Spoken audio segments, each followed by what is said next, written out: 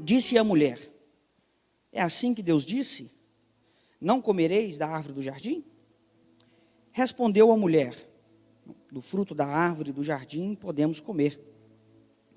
Mas do fruto da árvore que está no meio do jardim, disse Deus: dele não comereis, nem tocareis nele, para que não morrais. Então a serpente disse à mulher: é certo que não morrereis, porque Deus sabe que no dia em que dele comerdes, se abrirão os vossos olhos e, como Deus, sereis conhecedores do bem e do mal. Amém? Nesta manhã, queridos, eu gostaria de usar esse texto para trazer uma mensagem acerca dos desafios da igreja na pós-modernidade. Escolhi esse texto porque, embora os desafios sejam da pós-modernidade, eles não são novos, eles são antigos e muito antigos. Permita-me lembrar a vocês acerca do contexto desse texto. Os capítulos 1 ao capítulo 2, verso número 4. Deus, pelo poder da sua fala, Ele cria e modela todas as coisas, planificando tudo aquilo que criara com vida e beleza, inclusive o ser humano, a sua imagem e semelhança. A este, Deus dá a responsabilidade de governar e sujeitar sobre tudo aquilo que Ele criara.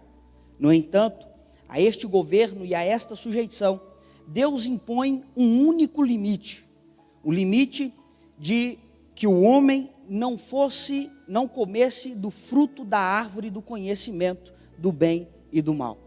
Não quero discutir aqui teologicamente o que seria o fruto da árvore do conhecimento do bem e do mal, mas seja o que esse fruto representa, de fato o que nós temos certeza e podemos afirmar, era um limite que não podia ser ultrapassado pelo homem em seu governo sobre a face da terra. Daí para frente, nós vamos ver então que Satanás, a serpente, ele entra em cena para corromper a criação original de Deus, a vida e a beleza daquilo que Deus criara. E no capítulo 3, nós percebemos o modo como Satanás age para fazer com que o homem, a humanidade criada à imagem e semelhança por Deus, caísse do seu estado original. Nesta manhã, eu gostaria de ler esse texto e de refletir sobre ele. E o foco irá recair, não na literalidade do texto ou em sua poesia, mas eu gostaria de enfatizar o modo operante de Satanás, ou o seu plano de ação. No texto que nós acabamos de ler, nós vamos ver que a serpente aqui aparece e dialoga com Eva, esposa de Adão, a mulher que foi criada para ser a adjuntora, a auxiliadora deste homem criado por Deus. E que neste diálogo, Satanás, ele vai lançar uma dúvida na mente de Eva quanto à veracidade da palavra de Deus. Satanás, ele vai dizer para Eva: foi isso o que Deus disse? Não comereis da árvore do jardim? Satanás, ele ataca na mente de Eva aquilo que Deus havia dito. Satanás ataca aquilo que Deus havia dito para que Adão e Eva não fizessem, lançando uma semente de dúvida em relação à verdade daquilo que Deus havia dito, né? E Eva decidiu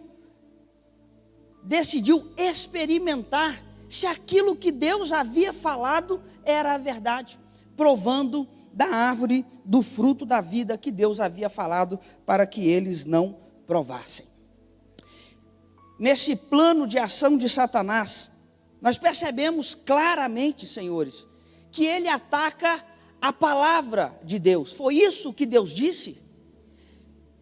E ao atacar a palavra de Deus e tentar distorcer a palavra de Deus na mente de Eva, nós encontramos aqui o primeiro desafio da igreja na pós-modernidade, que na verdade não é um desafio novo, mas como nós vemos aqui neste diálogo, é um desafio antigo, é uma técnica, é uma estratégia antiga usada por Satanás. O primeiro desafio é o da desconstrução da verdade da palavra de Deus.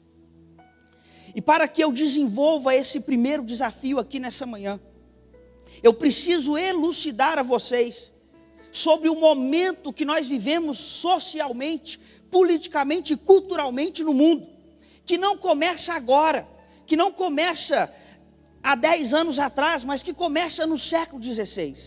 No século XVI nós saímos da sombra, ou o mundo, a humanidade, ela saiu da sombra do poder da Igreja Católica.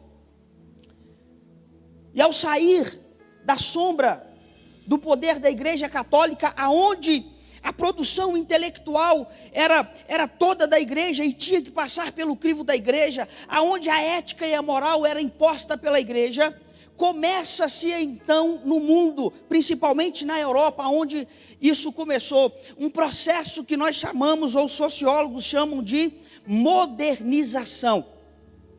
E a modernização, senhores, dá início à modernidade.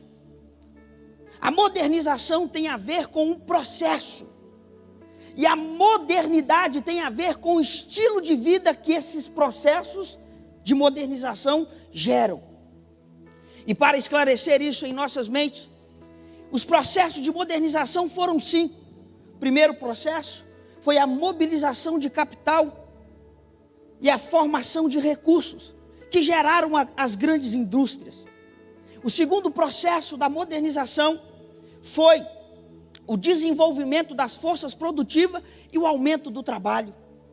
O terceiro processo foi a centralização do poder naquilo que hoje nós chamamos de Estado-nação ou nação-Estado, aonde surgem identidades nacionais pautadas nos 3 poderes, legislativo, executivo e judiciário. O quarto processo decorre desse, é a expansão da participação dos direitos individuais das pessoas de participarem ativamente da vida social, elegendo para si seus representantes. E o último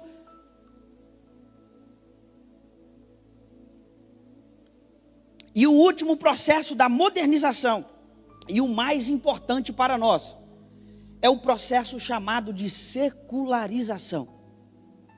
A secularização de normas e valores. Este processo de secularização, ele foi desenvolvido especialmente para tornar o estilo de vida das pessoas secular. Ou seja, pertencente às ideias daquele século, daquela cultura e não à eternidade. A secularização ela foi desenvolvida sociologicamente e filosoficamente para fazer com que os valores e princípios morais da igreja, instituição criada por Deus, viesse a declinar na sociedade aonde ela estava inserida. O objetivo da secularização era fazer justamente que as pessoas deixassem de ser porosa. O que é ser poroso? Ser poroso é deixar de depender de uma força sobrenatural superior, para fazer com que as pessoas se concentrassem aqui, neste mundo, nas coisas desse mundo, fazendo com que elas deixassem de prestar atenção naquilo que era sobrenatural, para prestar atenção naquilo que era exigência real e temporal da vida, as suas necessidades mais urgentes. Com isso também, a secularização gerou em si, nessa esteira, um processo que nós chamamos de diferenciação, porque na modernidade, a igreja se separa do Estado e passa a ser uma questão de vida privada. As suas doutrinas começam a perder força e privilégio nas instituições de ensino e nas grandes faculdades, e dá lugar a explicações de outras instituições, como a educação formal. Em outras palavras, senhores, se antes a explicação do mundo era que Deus criou todas as coisas pelo poder da sua palavra, agora a instituição acadêmica passa a dizer não, o mundo é fruto de uma grande explosão. Se a Bíblia diz, e era afirmado como uma verdade neste tempo, que o ser humano foi criado por Deus à sua imagem e semelhança, agora isso começa a perder força na sociedade, e a religião se torna uma questão de vida privada. E a explicação que eles passam a dar, não, o homem é produto de um processo natural, evolutivo. De lá para cá, senhores, do século XVI até os nossos dias, nós vamos começar a rastrear algumas coisas na história da humanidade que vai influenciar decisivamente tudo aquilo que a Igreja de Cristo vive hoje. A verdade cristã, como explicação da realidade, começa a ser rejeitada. E um movimento chamado iluminista começa a ditar aquilo que é a verdade e aquilo que não é a verdade. No estilo de vida moderno, a ciência passa a ser o crivo. A ciência passa a ser a verdade absoluta. Mas pelo menos havia verdade. Pelo menos cria-se ainda em uma verdade absoluta. Ao longo dos séculos, a modernização prometeu uma melhora significativa na vida das pessoas, dizendo que se as pessoas deixassem de ser porosas, controladas pela uma divindade, e se concentrassem neste século, nas exigências do século, a vida delas ia melhorar, porque a ciência ia evoluir, a tecnologia ia evoluir, e essa evolução ia trazer um bem-estar e uma qualidade de vida para as pessoas. E de fato isso não foi mentira, isso de fato foi verdade.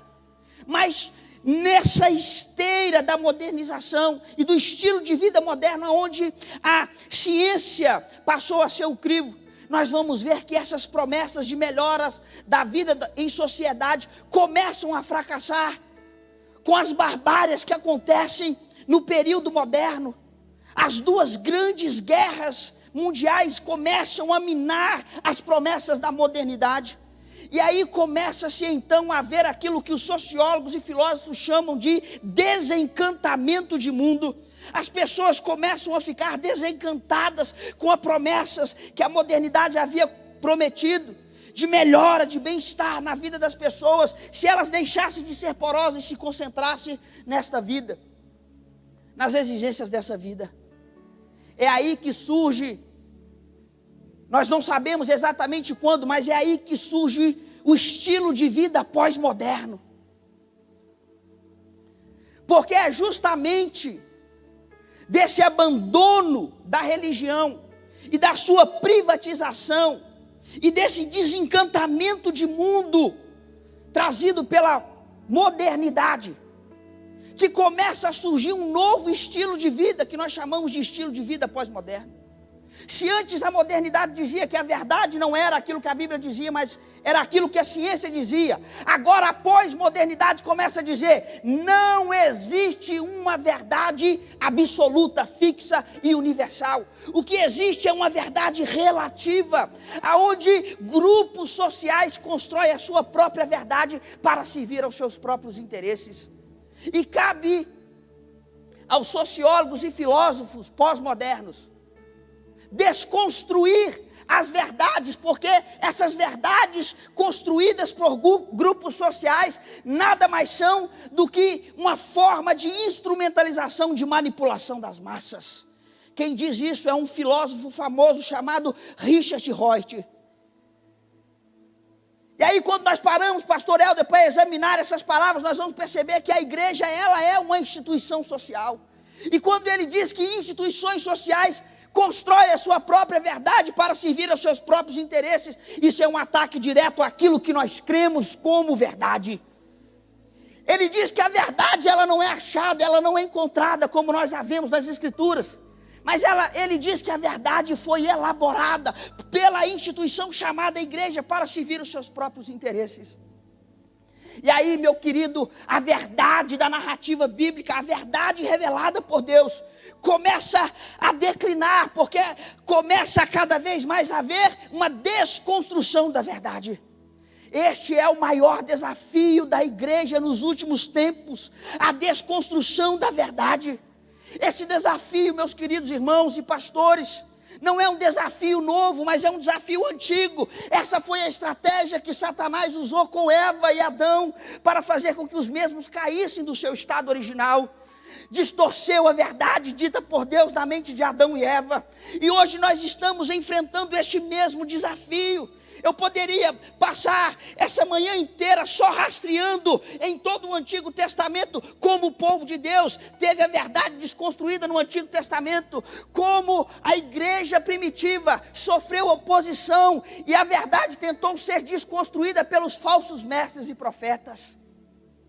Eu poderia passar a manhã inteira rastreando e fazendo apontamento sobre a história da igreja, aonde os pais da igreja lutaram incessantemente contra as inverdades lançadas contra a igreja, que fez com que a igreja caísse em uma era negra e sombria de superstições e magias da igreja católica. Mas o foco recai aqui sobre a era pós-moderna, sobre o tempo em que nós estamos vivendo. A desconstrução da verdade sempre foi uma forma usada por Satanás de se opor àquilo que Deus diz e se opor ao povo de Deus na terra. Só que hoje nós enfrentamos essa oposição, esse desafio da desconstrução da verdade de uma forma mais intensa. E cabe a mim e a você se posicionar em favor da verdade, porque ao longo da história, Deus, Ele nunca deixou de levantar homens e mulheres que fossem fiel à verdade da sua palavra, homens e mulheres que preservassem a palavra da verdade. E essas pessoas hoje somos nós. Deus nos levantou, não para dar respostas às pessoas e às exigências dessa vida. Pare de pregar sermão secularizado, que faz com que a pessoa tire o foco daquilo que de fato interessa e passe a focar nas suas necessidades reais e temporais, como casamento, vida financeira bem-sucedida e saúde física. Passe a pregar a verdade de Deus. Não torne o céu menos atrativo, não torne o pecado menos ofensivo. Prega a verdade, porque nós fomos chamados para pregar a verdade a quem doer. Vale ressaltar, senhores, que a verdade defendida por nós cristãos não é meramente um conceito abstrato do que é e do que não é. A verdade que nós defendemos não é uma verdade abstrata, não é algo subjetivo. Sabe por quê? Porque em o Novo Testamento, um homem chamado Jesus de Nazaré, ele diz: eu sou o caminho, eu sou a verdade e eu sou a vida. Ninguém vem ao Pai a não ser por mim. A verdade que nós defendemos, a verdade pelo qual nós lutamos e defendemos, é a verdade chamada Jesus Cristo. Não é meramente um conceito intelectual do fato ou da realidade. A verdade que nós defendemos é uma pessoa que está em nós e habita em nós pelo Espírito da verdade, e que nos deu o espírito de ousadia para falarmos dele e sermos testemunhas vivas do poder transformador que ele tem na vida das pessoas. Deus não nos chamou, senhores, para sermos meio evangelistas, para pregarmos um meio evangelho. Deus não nos chamou para sermos pregadores de uma meia verdade. Deus nos chamou para pregar a palavra da verdade. E cabe a mim e a você manejar a palavra da verdade de forma excelente, para não ter nada do que se envergonhar. Os falsos mestres e profetas da supergraça, da teologia da prosperidade, das mensagens terapêuticas que transformam os templos em verdadeiras clínicas, dos púlpitos um script e da palavra um diagnóstico, um remédio de alta ajuda, tem que sofrer a nossa oposição. Nós não podemos ficar calados. O erro tem que ser confrontado. A mentira tem que sofrer oposição. Cabe a mim e a você. Algum tempo atrás, com todo respeito, eu estava ouvindo a palavra do pastor Helder. E ele diz que hoje nós temos a geração mais analfabeta de Bíblia da história. Uma geração que conhece pouco a palavra da verdade. E de fato as palavras do pastor Helder, de fato é verdade. O que nós temos visto é uma geração sendo destruída por falta de conhecimento da verdade. Mas me desculpe, senhores, a ousadia aqui nesta manhã. Quem foram os responsáveis de formar essa geração de hoje? Quem é que estava com o cajado da autoridade da palavra de Deus e que deveria ter preservado, ensinado, testemunhado a palavra para que a nova geração não perecesse? Fomos nós. Isso significa que se hoje nós temos uma geração fracassada, sendo destruída pelas mentiras do mundo, das faculdades aonde os nossos filhos e filhas frequentam, é porque nós negligenciamos o ensino da verdade. Nós não estamos pregando a verdade como deveríamos pregar.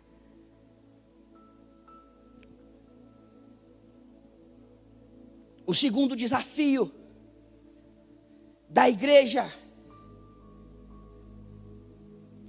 é a inversão moral. A serpente diz: olha, com certeza não morrereis. Com certeza não morrereis. Se vocês comerem, vocês não irão morrer. Preste atenção. Ao dizer que Adão e Eva não morreriam, a serpente golpeia a base dos padrões morais, dando uma resposta diferente à pergunta: o que é certo e o que é errado? Deus havia dito que era moralmente errado Adão e Eva comer do fruto daquela única árvore. Gênesis 2,17. Mas a serpente sugeriu que seria correto comer do fruto e que ao comê-lo, Adão e Eva não morreriam.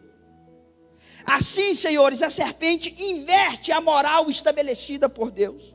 A serpente inverte o padrão estabelecido por Deus, fazendo com que Eva confiasse, olha só, em sua avaliação do que era correto e do que seria bom para ela, ao invés de deixar a palavra de Deus ditar aquilo que é certo e aquilo que é errado. Eva preferiu confiar no seu padrão, daquilo que ela achava que era bom, daquilo que ela achava que era bom para dar entendimento e daquilo que ela não achava. Ela viu que era bom para dar entendimento. Ela confiou na sua própria avaliação. Perceba, meus irmãos, que essa inversão da moral, essa inversão dos valores, que hoje nós estamos vivendo de uma forma aguda e acentuada e crescente cada vez mais, não é um desafio novo à igreja e ao povo de Deus. Eu poderia passar aqui citando textos como Miqueias capítulo 2, 3, aonde Miqueias denuncia o pecado de Israel, dizendo: vocês odeiam o bem e amam o mal. O que nos mostra que em Israel houve inversão de valores, a moral foi invertida. Poderia citar Isaías 5, verso 20 e 21, aonde ele diz: ai dos que ao mal chamam bem e ao bem mal, que fazem da escuridade luz e da luz escuridade, e fazem do amargo doce e do doce amargo. Poderia citar as inversões morais do Novo Testamento: homens amantes de si mesmos, presunçosos, avarentos, e por aí vai aquela lista que Paulo nos dá. Poderia citar as imoralidades dos pais da igreja, dos padres. Mas hoje o foco recai sobre a nossa geração. Uma geração que não preserva os valores e princípios morais. Uma geração influenciada por esse estilo de vida pós-moderno, que não só relativa à verdade, mas também relativa à moral. Aquilo que é certo para você, aquilo que é errado para você pode ser certo para mim, e aquilo que é certo para você pode ser errado para mim. É aquilo que o profeta diz: uns chamam o mal de bem e o bem de mal. Nunca se viu na história da humanidade algo assim, como os tempos em que nós estamos vivendo. A inversão da moral tem ficado cada vez mais aguda em nosso meio. A inversão da moral é fruto daquele processo de conformidade das pessoas a este mundo. Sabe, queridos, nós pregamos um Cristo que estabeleceu valores e princípios morais. Mas nós estamos vendo a nossa geração perecer, porque não acredita em valores fixos, absolutos, não acredita em princípios mais. Onde nós estamos falhando? Onde nós estamos errando? Queridos, me desculpe, mas a qualidade de uma sociedade depende da influência que a igreja exerce nela. Se nós temos uma sociedade declinando de ladeira abaixo rumo à imoralidade, é porque a palavra que nós temos pregado não é e não tem sido fiel às Escrituras. Se hoje há um declínio moral na sociedade, é porque nós estamos deixando de preservar a moralidade. Não estou dizendo que ninguém aqui está em pecado, meu querido, você está me entendendo? Não estou dizendo que ninguém aqui é imoral. Aqui tem homens e mulheres de Deus. O problema, sabe aonde que está o problema? É que nós deixamos de pregar esses valores e princípios e de preservá-los para concentrar a nossa pregação em uma mensagem que traz as necessidades mais urgentes na vida da pessoa. Nós substituímos os valores da união, da comunhão, da mutualidade, do amor, da misericórdia, da graça, da bondade, valores essenciais, pela pregação de Deus vai mudar a sua história financeira, Deus vai te dar isso, Deus vai te dar aquilo. A verdade é, senhores, é que a nossa mensagem ficou secularizada também. E quando se tem uma mensagem secularizada, não há preservação de princípios. E tudo aquilo que não é preservado, um dia acaba entrando em extinção. Mas Deus nos deu o Espírito da verdade. Ainda há homens e mulheres fiéis, ainda há pastores fiéis que lutam pela verdadeira verdade, pela verdadeira moral. Homens e mulheres que são e serão testemunhas vivas do poder transformador dessa palavra. Nós temos visto que essa casa tem uma preocupação singular quanto aos tempos que nós estamos vivendo. Não é à toa que esse congresso de reavivamento, de renovação espiritual irá acontecer. Nós precisamos preservar os nossos valores, a nossa identidade, porque se não preservarmos, ela vai entrar em extinção. Sabe, queridos, nós precisamos voltar a falar mais de pecado. Nós precisamos voltar mais a falar dos erros. Não porque somos santos, mas porque aquilo que não se preserva, aquilo que não se ensina, aquilo que não se confronta, acaba um dia morrendo e perecendo. Nós somos os responsáveis, senhores, de plantar a nova geração. Nós somos os responsáveis de formar essa nova geração. Eu e você, como ministros de Deus, somos responsáveis. Hoje nós estamos experimentando, sabe o quê? Com essa geração aí, o fruto amargo daquilo que nós não plantamos no passado.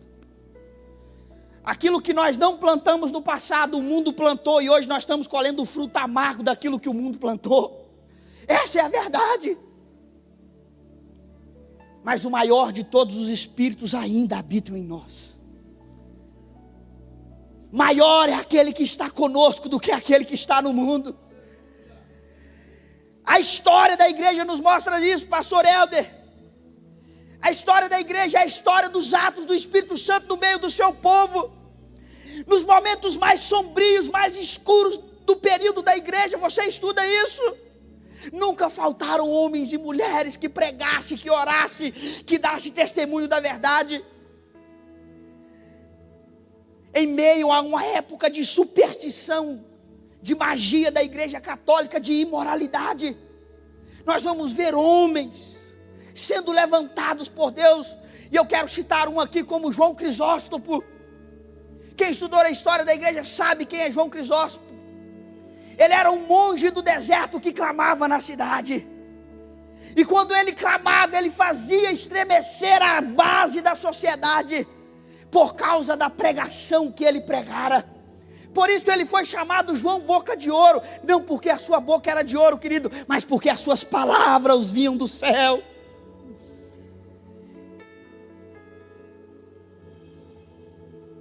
Terceiro desafio que nós temos enfrentado, que é antigo, é a autonomia sem limites. Pode comer, coma, você não vai morrer. Pelo contrário, você será como Deus. O que a serpente oferece Eva e Adão é a independência moral de Deus. A tentação incentiva Eva e Adão a declarar sua autonomia, sua independência. Ou seja, a serpente incentiva Eva a assumir uma atitude independente de quaisquer orientação que possa vir de Deus. Autonomia, independência. Nunca houve uma geração mais livre. Nunca houve uma geração mais sem limites do que essa que nós estamos vivendo. Mas também nunca houve uma geração tão doente como a que nós estamos vivendo. Jovens e adolescentes no vício, na depressão, ansiosos, se suicidando, por falta de princípios que limitem a sua conduta e os façam ser cada vez mais dependentes de Deus. Autonomia é bom. Quando nós estávamos vindo para cá, estávamos conversando no carro, e o pastor Cláudio comentou sobre a maior qualidade de nós batistas ser a liberdade, a autonomia, mas ela também é o nosso maior defeito. A nossa maior qualidade é o nosso maior defeito, porque liberdade demais, sem princípios, sem limites, né? Gera desunião, descomunhão.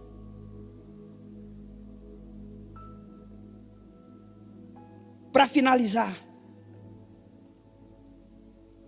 não quero me estender mais aqui. Como responder a esses desafios? Como dar uma resposta à verdade que está sendo desconstruída? A inversão da moral e a autonomia sem limite que nós estamos presenciando de uma forma aguda e crescente se intensificar no nosso meio. Nós precisamos voltar aos nossos rudimentos mais básicos da exposição fiel às Escrituras, da preservação da palavra da verdade, dos valores e princípios morais estabelecidos por Deus. Nós não podemos tornar o inferno menos atraente. Nós não podemos suavizar o juízo de Deus sobre a humanidade. Nós não podemos tornar a nossa pregação secularizada. Perceba, senhores, se eu não me engano, na última reunião que nós tivemos do café de pastores, o pastor Cláudio, ele fez um comentário pertinente que vale a pena ser ressaltado aqui. Não adianta a gente querer mudar agora do dia para a noite. Sabe por quê? Porque tudo que nós estamos vendo hoje, a desconstrução da verdade, a inversão da moral e a autonomia sem limite, é um processo que vem de muitos anos. É um processo aonde as pessoas vêm trabalhando e construindo ao longo de muitos anos, e que nós estamos negligenciando ao longo dos séculos. Aquilo que nós negligenciamos ao longo dos séculos, eles vêm trabalhando e formando toda uma geração. Essa geração que nós estamos vendo e colhendo é o fruto amargo daquilo que nós não plantamos no passado. Mas nada está perdido. Nada está perdido. Porque nós temos o Espírito Santo de Deus. Fique de pé.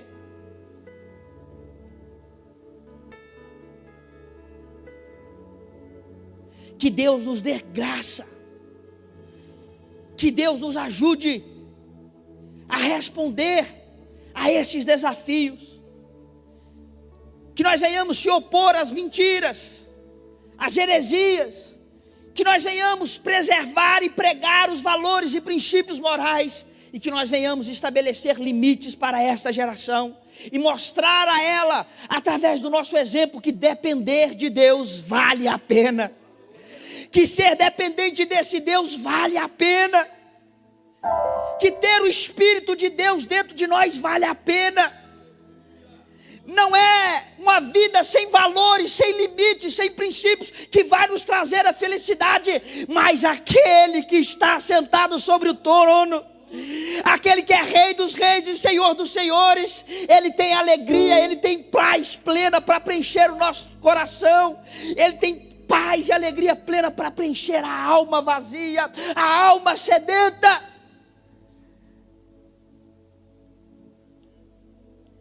Nós precisamos ser porta-vozes de Deus. Eu gostaria de terminar essa pregação, já vou passar para o pastor Hélio. Vamos orar. Vamos orar um pelos outros aqui nesta manhã. Ore com a pessoa que está do seu lado, dê a mão a ela. Vamos orar, vamos nos unir.